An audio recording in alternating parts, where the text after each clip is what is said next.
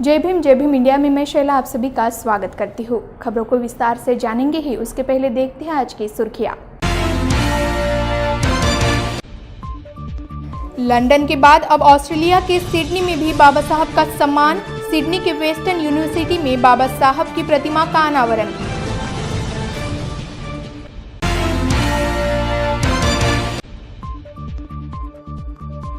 मुंबई के चैत्य भूमि को क श्रेणी का दर्जा, पर्यटन स्थल का दर्जा मिलने से बहुजन जनता में खुशी का माहौल।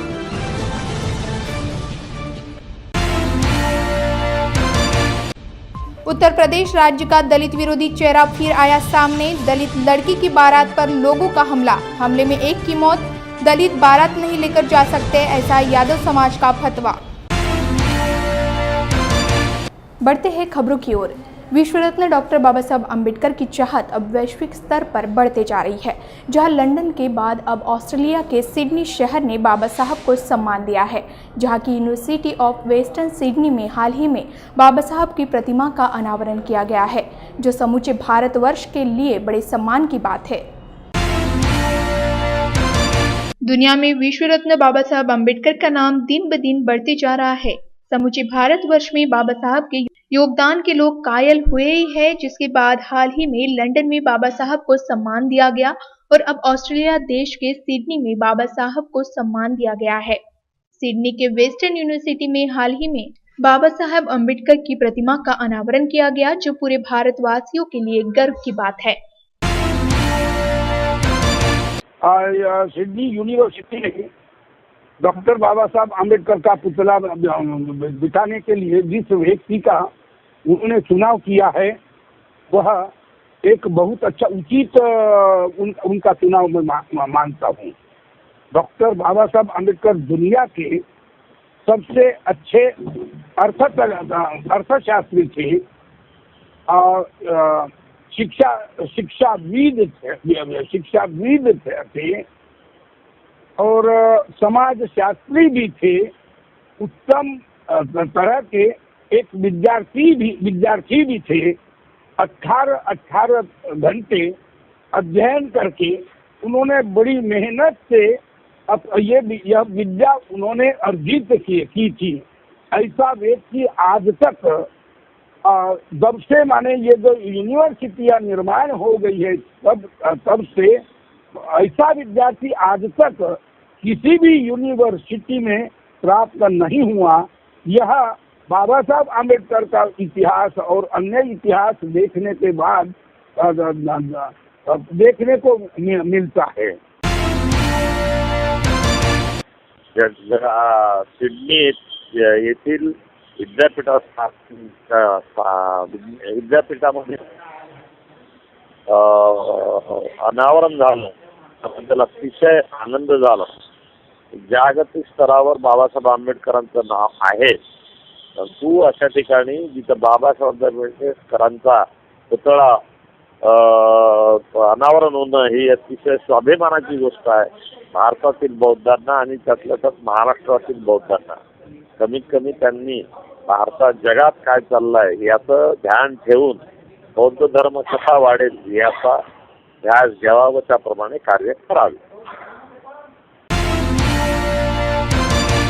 महाराष्ट्र राज्य के मुंबई दादर में स्थित चैत्य भूमि को क वर्ग का दर्जा दिया गया है।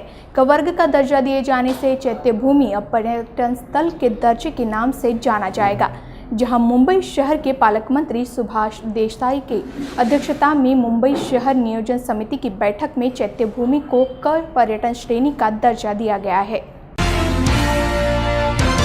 मुंबई शहर के पालक मंत्री सुभाष देसाई की अध्यक्षता में हाल ही में संपन्न हुई शहर नियोजन की बैठक में दादर स्थित चैत्य भूमि को क श्रेणी का दर्जा दिए जाने का निर्णय हुआ है। गौरतलब है कि पावन भूमि चैत्य भूमि को कई दिनों से पर्यटन का दर्जा दिए जाने की मांग बहुजन समाज द्वारा की जा रही थी, जिसको देखते हुए चैत्य भूमि को क श्रेणी का दर्जा दिया गया, जिससे बहुजन समाज के लोगों में खुशी का वातावरण है। वहाँ पे लोगों का आना जाना शुरू हो जाएगा। लोगों को पता चलेगा कि ये जो अभी तक जानते थे लोग चैत्य भूमि के बारे में, उससे और ज़्यादा यानी ज़्यादातर लोगों को पता चलेगा कि चैत्य भूमि जो है वो और भी डेवलप हो चुकी है। उस तरह का ये पता चलेगा उनको।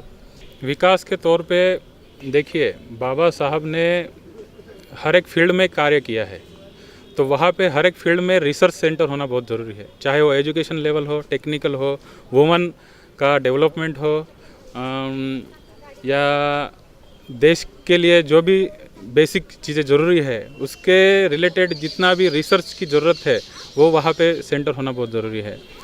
वहाँ पे एक बहुत बड़ा मेडिकल फैसिलिटी अवेलेबल होना चाहिए। जो दूर दूर से जो वंचित रह जाते हैं मेडिकल फैसिलिटी से लोग, उनके लिए मेडिकल फैसिलिटी होना चाहिए। जो बच्चे जो है पढ़ नहीं पाते, हायर एजुकेशन नहीं ले पाते, IIT लेवल का या मेडिकल में IIMS लेवल का वहाँ पे इंस्टीट्यूट होना चाहिए। क श्रेणी का दर्जा मिलने से दादर स्थित चैत्य भूमि का पर्यटन की दृष्टि से विकास हो पाएगा, जहां आने वाले बाबा साहब के समर्थकों के लिए ये बड़ी खुशी की बात होगी, इसमें कोई दो राय नहीं। चैत्य भूमि को क श्रेणी दर्जा दिए जाने पर जनता में खुशी का माहौल है। इस विषय पर लॉर्ड बुद्धा टीवी ने नागपुर की दीक्षा भूमि पर जाकर बुद्ध समुदाय के लोगों से चैत्य भूमि को पर्यटन का दर्जा दिए जाने पर उनके विचार जाने। मुंबई के दादर से चैत्य भूमि को हाल ही में क श्रेणी का दर्जा मिला है, जिसके बाद चैत्य भूमि जो है एक पर्यटन स्थल के तौर पे जानी जाएगी। इसके लिए अम्बेडकर जनता काफ़ी लंबे समय से प्रयत्नशील थी, संघर्ष कर रही थी। मुंबई में आयोजित एक बैठक में मुंबई के पालक मंत्री सुभाष देसाई ने इसकी घोषणा की, उन्होंने निर्णय लिया और चैत्य भूमि को पर्यटन स्थल का नाम दिए जाने के बाद अम्बेडकरी जनता में अलग अलग प्रतिक्रिया है। तो इस वक्त उनकी प्रतिक्रिया जानने के लिए हम मौजूद हैं नागपुर की दीक्षा भूमि पर। जैसे कि आप मेरे पीछे देख सकते हैं कई यहाँ पर अम्बेडकर जनता मौजूद है। आइए उन्हीं से जानते हैं कि उनके क्या इसके ऊपर राय है। सर, चैत्य भूमि को क श्रेणी का दर्जा मिला, यानी कि पर्यटन स्थल के तौर पर उससे भी जाना जाएगा, तो इसके ऊपर आपको क्या लगता है? जय भीम। मैं केशिन वानखेड़े। सबसे पहले महाराष्ट्र गवर्नमेंट में चैत्य भूमि की ओर ध्यान दिया है, इसका हम स्वागत करेंगे। उन्होंने क श्रेणी का दर्जा दिया है, इस पर मेरी भूमिका जो है, मतलब मेरा प्रतिक्रिया जो है निगेटिव या पॉजिटिव कुछ भी नहीं है। बाबा साहब के बारे में अगर कहा जाए तो इस विश्व में किसी ने अगर मानवतावाद के लिए अगर जंग छेड़ी है तो वो केवल एक ही इंसान पाए जाते हैं जो सक्सेसफुल रहे हैं, वो है डॉक्टर बाबा साहब आम्बेडकर। जैसा हम हमारे इंडिया में देखते हैं कि बापू की उनका जो है समाधि है, नेहरू की समाधि है, उसके कंपैरिजन में जो मुंबई में चैत्य भूमि है उसके लिए बहुत जगह कम है। उसका जो वास्तु भी है वो बहुत मतलब एक छोटा सा है। तो गवर्नमेंट ने इसकी ओर ध्यान दे के उसको पूरे जगत में ही, भारत में ही नहीं कि बल्कि पूरे जगत में उसको नंबर 1 में कैसा लाया जाए। और ये किसी एक समुदाय के लिए ज़रूरी नहीं है। बाबा साहब के विचार जो है वो किसी एक समुदाय के लिए ज़रूरी नहीं है, क्योंकि हम आज देखते हैं कि पूरे जगत में हिंसाचार छाया हुआ है, एक दूसरे के ऊपर मनुष्य लोग जो है अत्याचार कर रहे हैं उसके लिए। और पूरे दुनिया में स्वातंत्र्य, समता, बंधुता, न्याय स्थापित करने के लिए बाबा साहब के विचारों की बहुत ज़रूरत है। तो अगर हम जिंदा रहना चाहते हैं मनुष्य जाति के रूप में, तो बाबा साहब के विचारों को आगे बढ़ाना बहुत ज़रूरी है। अगर बाबा साहब के विचारों को आगे बढ़ाना ज़रूरी है तो उनके जो भी पवित्र स्थल है, जैसे दीक्षा भूमि है, अपना चैत्य भूमि है, और जहाँ जहाँ उन्होंने सत्याग्रह किया है, जहाँ जहाँ उन्होंने कदम रखा है, उन सभी को A ग्रेड से भी ऊपर, मतलब दुनिया में जितने भी पर्यटन स्थल होंगे या जितने भी कोई चैत्य मतलब चेतना देने वाले स्थल होंगे, उनसे ऊपर बाबा साहब का हर एक क्षेत्र होना चाहिए, हर एक उनके ठिकान होने चाहिए, हर एक उनकी वास्तु होनी चाहिए। इतना कहता हूँ। Thank you. हमारे साथ एक यहाँ पर महिला भी मौजूद है। आपको क्या लगता है कि अब बाबा साहब का जो नाम है, मुंबई का नाम जो है वो चैत्य भूमि के नाम से जाना जाएगा, क्या खुशी आपको लग रही है? बोला ना, खुशी वाटून राहिली। बाबासाहेबांना आम्हाला स्त्रियासाठी हक्क नव्हता, त्यासाठी आम्हाला हक्क मिळवून दिले बाबासाहेबांना। आम्हाला बाबासाहेबाला खूब अभिमान वाटतो। जैसे कि आप यहाँ पे देख रही है, ये महिला काफ़ी भावुक हो गई है, क्योंकि बाबा साहब का विषय ही कुछ ऐसा है। बाबा साहब ने जो है पूरे सिर्फ दलित समाज के लिए नहीं, पूरे समुदाय के लिए, पूरे देशवासियों के लिए काफ़ी काम किया है। हमारे साथ और कुछ लोग यहाँ पे जुड़े हुए हैं। पर्यटन स्थल के बाद आपको क्या लगता है कि दीक्षा भूमि में क्या चेंजेस हो जाएंगे, क्या उसका विकास क्या होगा? केस में ये होगी। आपको क्या लगता है कि पर्यटन स्थल के तौर पर जब चैत्य भूमि और डेवलप हो जाएगी तो उसके लिए सरकार ने और क्या करना चाहिए? सरकार ने बहुत सी चीज़ें डेवलप करनी चाहिए। एक्चुअली कैसा है कि पर्यटन स्थल बाबा साहब अम्बेडकर से जो जाना जाता है मुंबई, तो वहाँ पे काफ़ी डेवलपमेंट होना चाहिए, क्योंकि बाबा साहब अम्बेडकर ये नाम बहुत बड़ा है और सारी दुनिया में इसका एक महत्व होना चाहिए। उसके हिसाब से सोचना चाहिए गवर्नमेंट ने और उसको डेवलप करना चाहिए। क श्रेणी मिला है पर्यटन स्थल के तौर पर, अब चैत्य भूमि जानी जाएगी, आपको क्या लग रहा है? जो मुंबई में पर्यटन स्थल को क श्रेणी का दर्जा मिला है चैत्य भूमि को, तो एक अच्छी बात है, अम्बेडकरी जनता के लिए एक अच्छी बात है।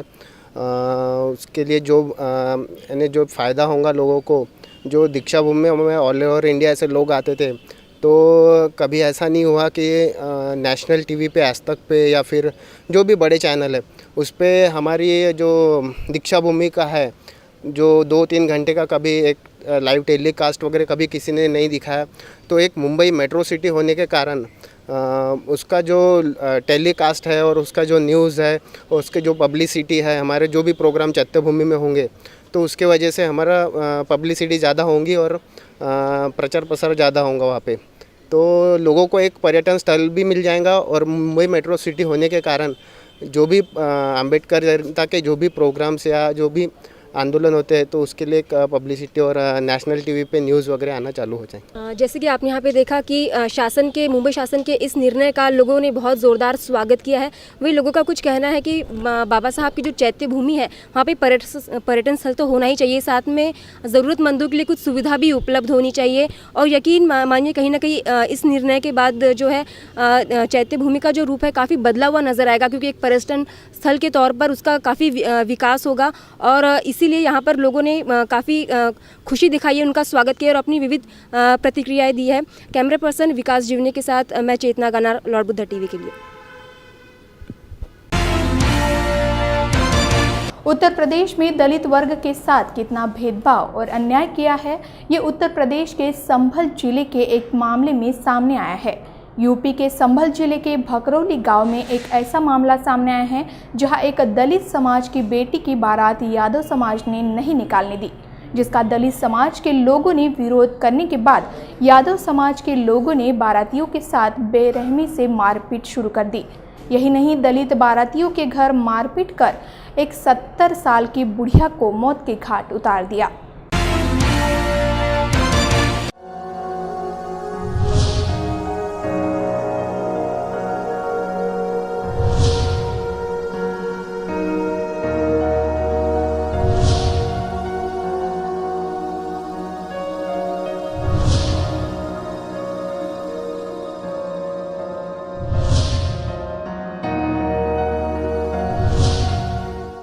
उत्तर प्रदेश के जंगल राज में किस तरह दलित समाज के साथ भेदभाव किया जाता है, ये संभल जिले के भकरौली गांव की इस घटना में सामने आता है।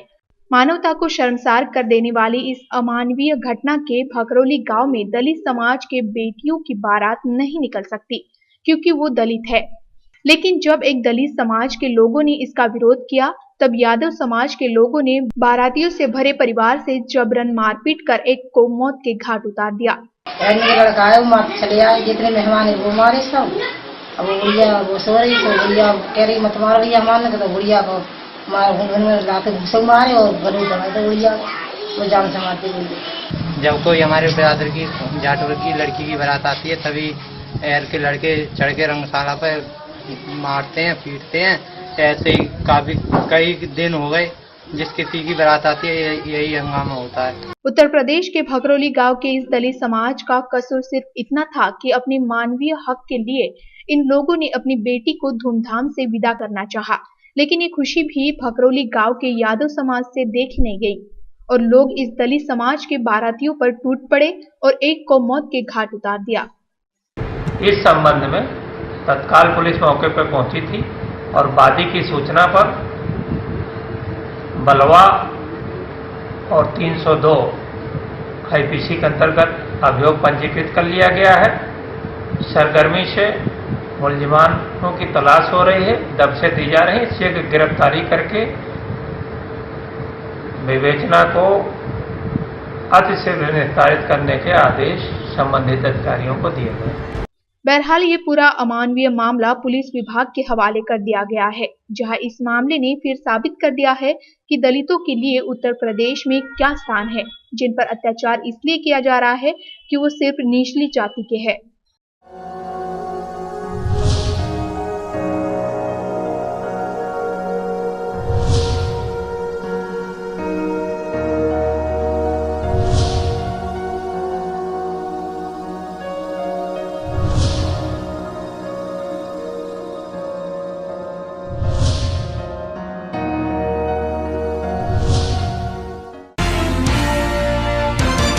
चंद्रपुर जिले में एक शादी समारोह में नाबालिग लड़की का अपहरण कर बलात्कार करने का मामला सामने आया है। घटना 13 जुलाई के शाम की बताई जा रही है, जहां के राष्ट्रवादी नगर के किसी लॉन में आयोजित शादी समारोह में पहले तो आरोपी ने 8 वर्षीय लड़की को आइसक्रीम का लालच दिया, जिसके बाद उसका अपहरण कर उसको अपने हवस का शिकार बनाया। मानवीय दर्जा हवस के मामले में कितना गिर सकता है, ये चंद्रपुर जिले की इस घटना से सामने आता है, जहां एक शादी समारोह से मात्र 8 वर्ष की एक मासूम का अपहरण कर आरोपी ने उसे अपने हवस का शिकार बनाया है। घटना 13 जुलाई की बताई जा रही है, जो महाराष्ट्र के चंद्रपुर जिले के राष्ट्रवादी नगर के एक शादी समारोह में घटित हुई। पहले तो आरोपी भूषण ने मासूम को आइसक्रीम का लालच दिया, जिसके बाद उसे अगवा कर उसके साथ कुकर्म किया। परवा दिवशी रात्री एका लॉन्समध्ये लग्नाचा कार्यक्रम असताना तिथून त्या मुलीला एका व्यक्तीने तेरे पापा बुला रहे हैं असं सांगून घेऊन गेला आणि गाडीत बसून घेऊन गेला होता। इमिजिएटली त्या पालकांनी पोलिसांना कळवल्यानंतर आपण सर्व ठिकाणी नाकाबंदी वगैरे लावली आणि पेट्रोलिंग आणि सगळ्या गाड्या आणि सर्व ग्रुप अलर्ट केला होता। साधारणपणे 1 तास 1.5 तासानंतर ती मुलगी एका ठिकाणी मिळून आली, तर तिच्या गळ्यातली चेन आणि कानातले वगैरे काढून घेतलेले दिसून आले। त्याच्यानंतर आपण पूर्ण तपास सुरू केला, इन्व्हेस्टिगेशन टीम्स लावल्या वेगवेगळ्या आणि गाडी ॲनालिसिस आणि काही गोष्टींचं ॲनालिसिस करून पोलिसांना यश मिळालेलं आहे। काल रात्री आपण आरोपीला पकडण्यात यश मिळालेलं आहे। एक कॉमन लिंक अशी होती की जेव्हा या तपासामध्ये लक्षात आलं की 10 तारखेला असा एक अटेम्प्ट झाला होता आणि त्याच्यामध्ये पण व्हाईट कार होती आणि मग आम्ही त्या पालकांना विचारल्यानंतर त्यांनी काही वर्णन सांगितलं, कालच्या घटनेचं, परवा दिवशीच्या घटनेचं काही वर्णन, त्याच्यावरून गाडी आणि व्यक्ती आयडेंटिफाई व्हायला मदत झाली आम्हाला। बहरहाल आरोपी भूषण को पुलिस ने गिरफ्तार किया है, जिसकी मेडिकल शॉप होने की जानकारी सामने आई है, जबकि चंद्रपुर जिले के पुलिस अधीक्षक संदीप दीवान इस मामले की जांच कर रहे हैं। खास बात यह है कि आरोपी भूषण महापौर का रिश्तेदार बताया जा रहा है। बौद्ध धम्म में आषाढ़ पूर्णिमा के महत्व को देखते हुए नागपुर शहर में धम्म रैली का आयोजन किया गया। इस रैली की शुरुआत नागपुर की दीक्षा भूमि से आषाढ़ पूर्णिमा को की गई। धम्म के संदेश को जन जन तक पहुंचाने के उद्देश्य से इस रैली ने शहर का भ्रमण किया।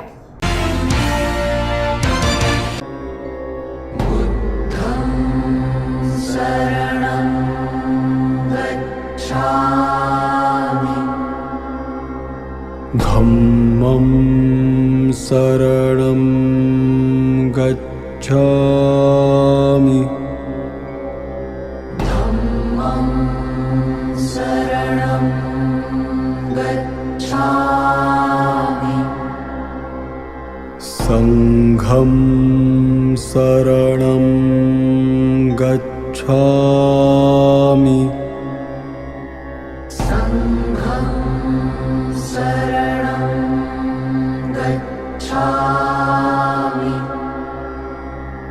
बुद्धं शरणं गच्छामि।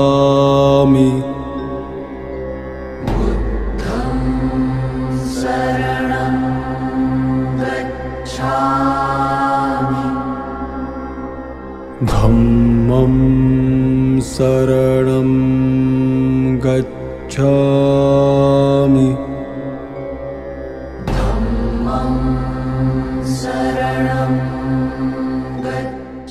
डॉक्टर बाबा साहेब अम्बेडकर ने इतिहास की सबसे बड़ी क्रांति नागपुर की दीक्षा भूमि से की। तब से नागपुर को धम्म क्रांति की भूमि के तौर पर जाना जाता है। इस धम्म क्रांति की नींव को और मजबूत करते हुए आषाढ़ पूर्णिमा के पावन अवसर पर नागपुर शहर में धम्म रैली का आयोजन किया गया, जिसकी शुरुआत 15 जुलाई को नागपुर के दीक्षा भूमि से हुई। भक्तगणों द्वारा शहर के विभिन्न भागों से पदयात्रा निकालकर धम्म का संदेश दिया गया। इस उपक्रम को कामयाब बनाने के लिए शहरवासियों ने बढ़ चढ़कर भाग लिया। इस दौरान रैली के आयोजकों ने अपने विचार रखे। नमो बुद्धाय, मैं श्रमनेरी कल्याणी। ये रैली का यही मतलब है कि बुद्ध धर्म का प्रसार और प्रचार।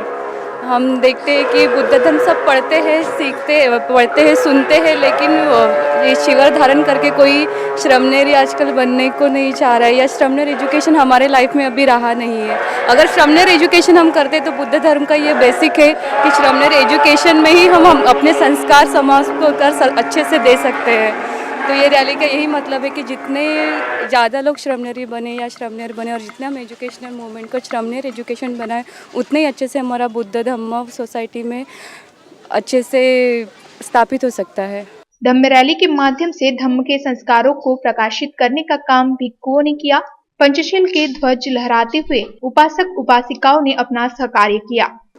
मैं पहले का नाम तो मेरा PS खोबरागड़े है, लेकिन अभी श्रमण पैया धम्मा, ये दूसरा साल है धम्म रैली का। और धम्म रैली पूरे नागपुर शहर में हम इसलिए निकाल रहे हैं क्योंकि नागपुर शहर ये धम्म क्रांति का शहर है। यहाँ पे दीक्षा भूमि, बाबा साहब ने लाखों लोगों को बुद्ध धम्म की दीक्षा दी थी। इस क्रांति भूमि से क्रांति की ज्वाला आगे आनी चाहिए, बढ़नी चाहिए, और यहाँ से पूरे भारत को नेतृत्व मिलना चाहिए। तो ये जैसे बाबा साहब ने बोला था कि भाई ये दरेकाने दरेकाला दीक्षा द्यावी, हर आदमी ने दूसरे आदमी को दीक्षा दे सकते हैं, ऐसा हर अनुयायियों को अधिकार दिया बाबा साहब ने। लेकिन हम ये देखते हैं कि फिर अनुयायी जो है उसको तो दूसरे को दीक्षा देनी की है, लेकिन क्या वो तैयार हुआ है दूसरे को दीक्षा देने के लायक? तो हम ये देखते हैं कि इसमें थोड़ी जो भी कमी रह गई है, तो उस कमी को हम क्यों न दूर करें। और इस कमी को दूर हम तभी कर सकते हैं कि जब वो धम्म को जाने, और धम्म को जानने के लिए शर्त ऐसी है कि भाई मैं खुद भी 5000 से भी ज़्यादा बार पंचशील बोला होगा, लेकिन क्या मैं उस पर चलता हूँ? तो ये धम्म तो जीने का मार्ग है, तो फिर ये होगा कैसे, ये परिवर्तन होगा कैसे? तो इसमें जब तक हम कम से कम 30 दिन तक श्रमण बनकर उसका जो भगवान बुद्ध का जो तत्व ज्ञान है वो जब तक हम जान के नहीं लेंगे, तब तक हम इस कारवां को आगे नहीं बढ़ा पाएंगे। बुद्धम शरणम गच्छामि की धुन के साथ तथागत बुद्ध और बाबा साहब की धम्म की संकल्पना धम्म रैली के माध्यम से साकार करने की कोशिश की गई।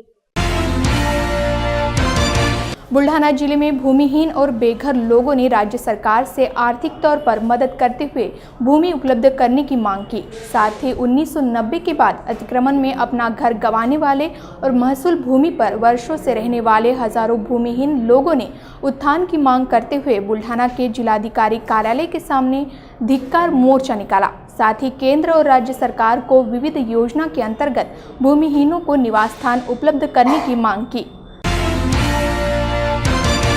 पत्रकारों को न्याय दिलाने के लिए इंडियन मीडिया जर्नलिस्ट यूनियन हर संभव प्रयास कर रही है, ये कहना है इस संस्था के राष्ट्रीय अध्यक्ष बाला भास्कर का, जो शुक्रवार को लॉर्ड बुद्धा टीवी के कार्यालय पहुंचे हुए थे।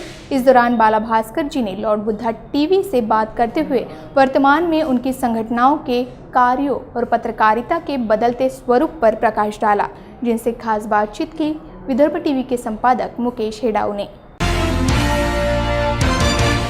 इंडियन मीडिया जर्नलिस्ट एसोसिएशन के राष्ट्रीय अध्यक्ष बाला भास्कर जी इस वक्त हमारे साथ मौजूद है, जो खास तौर पर लॉर्ड बुद्धा नागपुर के कार्यालय में पहुंचे हुए हैं, जिन्होंने भेंट दी है, जो इस वक्त हमारे साथ मौजूद है। बाला भास्कर जी से बात करेंगे पूरे पत्रकारिता और उनके कार्यों के ऊपर। तो आइए चलते हैं बाला भास्कर जी के पास। तो सर, आपका बहुत बहुत स्वागत है हमारे, आप कार्यालय में आए हुए हैं और आप बात कर रहे हैं।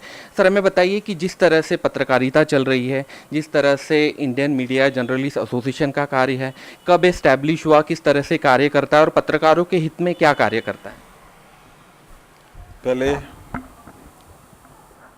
M thanking you and your channel for inviting me to your channel and asking this. हमारा यूनियन है इंडियन मीडिया जर्नलिस्ट यूनियन। 2013 में हम शुरू किया। ये फॉर्मेशन हो गया in Buddha's country, Sri Lanka, में on August 15th. On our Independence Day in Sri Lanka, at Buddha's place, we started our union in Sri Lanka. We got so many relations with Sri Lanka, and we are doing so much for the development of relations in between India and Sri Lanka. That is different matter. About our union, we got 17, 18 state units in the country. We used to take bunch of journalists every year to foreign countries like UAE, Russia, Sri Lanka, like that. Maharashtra में किस तरह से आपके working है अगर union की अगर बात की जाएगी, और यहाँ पर सबसे अगर बड़ी बात की जाएगी तो पत्रकारों की सुरक्षा का मुद्दा बहुत सालों से आया हुआ है। इस पर यहाँ की असेंबली, जो महाराष्ट्र की असेंबली है, उसमें भी ये प्रस्ताव रखा गया है, लेकिन आज तक पत्रकारों को उनकी सुरक्षा का कानून नहीं दिया गया है। इस पर किस तरह से आप देखते हैं और क्या लगता है आपको कि सुरक्षा पत्रकारों की होनी चाहिए? Safety is a big question for journalists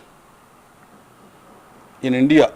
Okay, foreign countries तो अलग है, वो बाद में बात करेंगे. One small example I want to give you.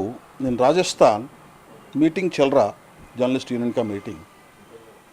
मैं और वो राजस्थान गवर्नमेंट लेबर मिनिस्टर साथ साथ बैठे हुआ. उन्होंने पूछे मुझे क्या बोलना मंच पे. मैं पूछा वो लेबर मिनिस्टर को, आप गवर्नमेंट थ्रू लेबर डिपार्टमेंट एक कैजुअल लेबर को क्या क्या दे रहे बोल के. उन्होंने बोले उनका मिसेस को प्रेग्नेंट हो गई तो, उनका एक्सीडेंट हो गए तो, उन्हें मर गए तो, उनका बच्चा का शादी हो गई तो, इतना 9 पॉइंट्स बोल के एक कैजुअल लेबर को गवर्नमेंट पैसे दे रहे, फैसिलिटीज दे रहे. ये 9 पॉइंट्स में एक भी नहीं दे रहा एक जर्नलिस्ट को. कहाँ भी सेफ्टी कहाँ रहता? वो 40 साल 50 साल एक अखबार में नहीं तो एक मीडिया में काम करके बाहर आए तो पेंशन नहीं है, गवर्नमेंट कुछ भी नहीं दे रहे. अभी हेल्थ कार्ड शुरू किया, वो भी चालू नहीं हुआ, इधर करने का है. सेफ्टी बोले तो गवर्नमेंट एम्प्लॉय की सेफ्टी है, प्राइवेट एम्प्लॉय को भी सेफ्टी है, कैजुअल लेबर को सेफ्टी है, जर्नलिस्ट की सेफ्टी नहीं. Sir, what do you think about electronic media compare with print media? क्योंकि हमेशा कहा जाता है कि प्रिंट मीडिया का पहला स्थान है, इलेक्ट्रॉनिक मीडिया शायद अभी अभी आया हुआ है, लेकिन जिस तरह से ये इलेक्ट्रॉनिक मीडिया भाग रहा है, जिस तरह से कार्य कर रहा है, उसको किस नज़रिए से देखते हैं? किन बातों को कम करना चाहिए और किन बातों पर अमल करना चाहिए इलेक्ट्रॉनिक मीडिया ने? बहुत बढ़िया क्वेश्चन है. इलेक्ट्रॉनिक मीडिया आके 10-15 साल में, प्रिंट मीडिया जब से है इधर. प्रिंट मीडिया में एक आर्टिकल नहीं तो एक न्यूज़ आइटम लिखना बोले तो वो इंफॉर्मेशन गैदर करना, उनको लैंग्वेज आना, वो पूरा क्रोडी करके एक आर्टिकल बनाना एक एक्सरसाइज है. इलेक्ट्रॉनिक मीडिया का डिफरेंस क्या है कि कैमरा लेके जाते, रिपोर्टर रहता या नहीं रहता, एक सीन ला के देते, एडिट करके वो टेलीकास्ट करते. उसमें रियलिटी क्या है, क्रेडिबिलिटी क्या है, किसको भी नहीं मालूम है. Thank you very much. Thank you very much sir हमसे बात करने के लिए. ये थे इंडियन मीडिया जर्नलिस्ट यूनियन के राष्ट्रीय अध्यक्ष बाला भास्कर जी, जिन्होंने खास तौर पर पूरे देश की मीडिया और पत्रकारिता जगत के लिए एक बहुत अच्छा मैसेज दिया है और इलेक्ट्रॉनिक मीडिया को भी एक बहुत प्यारा संदेश दिया है कि न्यूज़ दीजिए लेकिन सोच समझ के और जनता की भलाई के लिए. कैमरामैन मयूर पोगले के साथ मुकेश हेड़ाऊ, विदर्भ टीवी, नागपुर. बुल्ढाना जिले के देउड़ गांव राजा में सड़कों में बड़े बड़े गड्ढे हुए हैं. सड़कों की हालात इतनी दयनीय हैं कि आए दिन दुर्घटनाएं होती रहती है और हाल ही में यहां 13 लोग गंभीर तौर पर घायल हुए हैं. बावजूद इसके नगरपालिका ध्यान नहीं दे रही है. ऐसे में जनता को जनजागरूक करने के लिए संघर्ष ग्रुप की ओर से सड़कों की पूजा की गई और महानगर पालिका के नाम की आरती उतारी गई. देवगांव राजा तहसील में विकास कार्य के नाम पर बोगस काम किया जा रहा है। यहाँ सड़कों पर बड़े बड़े गड्ढे पड़े हुए हैं, जहाँ आए दिन कई दुर्घटनाएं होती है और बारिश के दिनों में इन गड्ढों में पानी भर जाता है। ऐसे में गड्ढों की गहराई नजर नहीं आती और दुर्घटनाएं होती है। सड़कों पर बने गड्ढों से हाल ही में 13 लोग गंभीर रूप से घायल हुए। बावजूद इसके नगरपालिका ध्यान नहीं दे रही। ऐसे में जनता को जन जागरूक करने और नगरपालिका के बोगस कार्यों को लोगों तक पहुंचाने के लिए संघर्ष ग्रुप द्वारा गड्ढों की पूजा की गई और नगरपालिका के नाम से आरती उतारी गई। आजची आरती संघर्ष ग्रुपच्या माध्यमातून तसेच इथले जमलेले सर्व मित्रमंडळ यांच्या माध्यमातून जी तुटलेल्या ढाप्याची आरती करण्यात आली। तर गेल्या आठवडी बाजारात म्हणजे शनिवारच्या दिवशी याच खड्ड्यामध्ये संतोष चित्रमंदिराजवळ असलेल्या खड्ड्यामध्ये 13 माणसं मोटरसायकल बाजारासह पडले। त्याच्यामुळं अद्यापही तुटलेल्या ढाप्याची नगरपालिकेला जाग आली नाही। आणि गेल्या 5 वर्षामध्ये फक्त नगरपालिकेचेच नगरसेवकाचा ठेका असतो आणि त्या ठेक्याच्या माध्यमातून मंजुरात देणं सुद्धा त्यांच्या हातात असते। बोगस काम केलं तरी सुद्धा ते मंजुरात मिळते आणि 40% काम असताना 60% त्यांची मलाई असते। याबाबत तुटलेल्या ढाप्यामुळे पैसे घेतले जातात आणि ढापे निकृष्ट दर्जाचे केले जातात। मात्र या ढाप्याचं कारणीभूत सुद्धा आपण मतदार आहोत, कारण की मताच्या टायमाला आपण पैशाची मागणी करतो आणि ती मागणी कुठून तरी पैसे काढायचे म्हणून नगरसेवक त्याची भरपाई करतो आणि गेली 5 वर्ष फक्त घेतल्या जाते 5,000 आणि त्याची परतफेड ते स्वतः कमावतात 50,000। अशी प्रत्येक मतामागं जर केलं तर दिल्या जाते कोटी आणि वसूल केले जाते करोडो। हीच याबद्दल म्हणजे मतदार राजाला सुद्धा माझी एक विनंती आहे की कृपया कोणी या नगरपालिकेमध्ये आपण भिकारी नाही, मत विकली म्हणजे पत विकली आणि पत विकली म्हणजे इज्जत विकली, यासाठीच आम्ही जनजागृती आणि या ढाब्याची महापूजा केलेली आहे। आणि आरतीचा फक्त हाच उद्देश आहे की कोणीही मतदार राजाला जागृत राहून काम सुरू असताना फक्त उत्कृष्टरित्या काम व्हावं, याबाबतच आमची अपेक्षा आहे। बस एवढं बोलतो आणि आज जे लॉर्ड बुद्धा TV चॅनलच्या माध्यमातून आपण जनतेपर्यंत पोहोचवाल अशी अपेक्षा करतो। जय हिंद, जय भीम। संघर्ष ग्रुप ने जनता को जन जागरूक करने के लिए यह रास्ता अपनाया है, लेकिन इससे देवगांव राजा की सड़कों के विकास कार्य पर और नगर पालिका पर क्या असर होता है, यह तो वक्त ही बताएगा। नागपुर की जिलाधिकारी कार्यालय के सामने मार्क्सवादी कम्युनिस्ट पक्ष की ओर से महंगाई एवं बेरोजगारी के विरोध में धरना प्रदर्शन किया गया। इस दौरान प्रदर्शनकारियों ने सरकार के विरोध में जमकर नारेबाजी की। भारतीय जनता पार्टी की ओर से चुनाव में जिस तरह से लोगों के साथ लुभावने वादे किए थे, उन वादों को पूरा करने में बीजेपी नाकाम रही है, ऐसा आरोप करते हुए मार्क्सवादी कम्युनिस्ट पक्ष की ओर से धरना प्रदर्शन किया गया। इस दौरान प्रदर्शनकारियों ने सरकार के विरोध में जमकर नारेबाजी की। प्रदर्शनकारियों ने बताया कि प्रधानमंत्री यह विदेश दौरे में व्यस्त रहे और देश में आर्थिक स्थिति बदहाली की हो गई है। आज हम पूरे देश में मार्क्सवादी कम्युनिस्ट पार्टी की ओर से पूरे देश में एक 11 तारीख से लेकर 17 तारीख तक बेरोज़गारी और महंगाई के खिलाफ और सरकार की जो केंद्र सरकार की जो नीतियां है उसके खिलाफ ये पखवाड़ा मनाया जा रहा है। नागपुर में भी, नागपुर ज़िले में भी कई जगह ये इस प्रकार के निर्देशन किए गए। सावनेर में हुआ, कानूनी बारा में 18 तारीख को है, रामटेक में होगा, बाकी नागपुर ज़िले के जितने भी तहसील है उस पर यह किया जाएगा। मुख्य मांग ये है कि जब से केंद्र में मोदी सरकार सत्ता में आई तब से हम देखते हैं कि ये जो वादे उन्होंने किया था, सबसे पहले वादे तो बहुत मनमोहक थे, लोगों को लुभाने वाले थे, लेकिन उसके बाद में हम देखते हैं कि 1, 1.5, 2, 2.5 साल का जो अरसा हुआ, वो अरसे में हम देखते हैं कि जो कुछ भी उन्होंने वादे किए उसमें से एक भी पूरा नहीं हो रहा। क्योंकि मोदी सरकार सत्ता में इस आश्वासन के साथ आई थी कि भाई कांग्रेस ने जो नहीं किया इतने साल में हम एकदम अच्छाई का सरकार देंगे, और चाहे कामगार रहे, बेरोजगार रहे या खेतीहर मजदूर या किसान रहे, इनके फेवर में कुछ निर्णय लेंगे। लेकिन अपन ये दो साल बीजेपी सरकार के हुए हैं, तो कांग्रेस के ज़माने में भी जो कुछ थोड़ी बहुत कल्याणकारी योजनाएं, चाहे वो कामगारों के साथ हो, किसानों के साथ हो, ये सब बजट में उसका कोई प्रावधान नहीं कर रहे हैं। इनडायरेक्टली उसको ख़त्म ही करने का इनका मंसूबा है। तो करना क्या चाहते हैं, इनका सीधा मोटो है बीजेपी गवर्नमेंट का, चाहे वो राज्य की रहे या केंद्र की रहे, कि प्राइवेटाइजेशन को बढ़ावा दिया जाए, सभी जो सरकारी ऑफिसेस है, सरकारी उद्योग है, इनका प्राइवेटीकरण किया जाए। उसके माध्यम से जहाँ 100 लोग काम करते हैं वहाँ 10 लोगों में काम करवाएंगी। जहाँ इंडिया के पॉपुलेशन के हिसाब से अपने को यहाँ मैन पावर काम में लगाना ये अहम बात है। मोदी जी हर महीने में, हर हफ्ते में बाहर का दौरा कर रहे हैं, बाहर विदेश में जा रहे हैं। और 1942 में जो अंग्रेज़ों को अपन ने यहाँ से चले जाओ का नारा दिया था, मोदी जी उल्टा वहाँ जाके चले आओ का नारा दे रहे। इसी के ऊपर से अपने को समझ में आएगा कि आने वाले दिनों में इंडिया की हालत कैसी रहेंगी। पूरी इंटरनेशनल कंपनियों के हाथ में इंडिया जाएगा। बुल्ढाना जिले की सिंदखेड़ राजा तहसील में शहर कांग्रेस कमेटी और तहसील कांग्रेस कमेटी की ओर से किसानों को फसल बीमा की रकम बैंकों द्वारा दिए जाने की मांग को लेकर तहसीलदार को निवेदन दिया गया। साथ ही मांग पूरी न करने पर आंदोलन करने की चेतावनी भी दी। राज्य में जहां एक और किसानों की हालत दयनीय है, वहीं पानी की कमी के कारण किसानों की फसल नहीं हो पाई।